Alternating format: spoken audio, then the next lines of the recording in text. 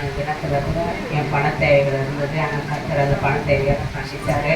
அது மட்டும் இல்லை, எங்கள் வீட்டில் இருக்க உடம்புல சரியில்லை, ஒரே தலைப்பாரமாக இருந்துச்சுங்களா கூட வந்து உட்காந்துருக்காரு. நாளைக்கு தினத்தில் அவர் பிறந்த நாளுக்கான 44 முடிஞ்சு 45 ஸ்டார்ட் ஆகுது.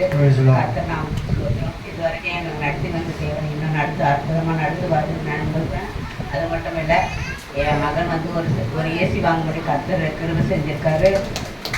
கையில் காசே கிடையாது, எனக்கு தெரியாதுன்னு சொல்லி விட்டுட்டான். ஆனால் வீட்டுக்கு போனால் என் பிள்ளை ஒரு ஏசி மாட்டி வச்சுருக்காரு. அதுக்காக கர்த்தருக்கு கூடான ஒரு நன்றி எடுக்கிறேன். என் தேவையெல்லாம் சந்திக்கிறாரு. அதுக்காக கர்த்தருக்கு கூடான ஒரு நன்றி. நான் 2 வாரமாக லேட்டாக வந்தனால எனக்கு ரொம்ப மனபாரம் கஷ்டமாக இருக்குன்னா அந்த வரையும் நான் ஒரு சாட்சிக்கு தான் அங்கே சொல்ல முடியல அப்படின்னு சொல்லிடும். ரொம்ப வருஷப்பட்டேன். அதனால் எங்களை இன்னைக்கு வந்து கொண்டு வந்து கொடுத்ததுக்காக கிருபைக்காக நன்றி செலுத்துக்கிறேன். கர்த்தருக்கு கூடான பாஸ்டையா கூட நன்றி செலுத்துக்கிறேன். அவர் கூட எங்களுக்காக ஜெபம் பண்ணிட்டு இருப்பார், எங்களுக்கு ஜெபம் பண்ணிட்டு இருக்காரு.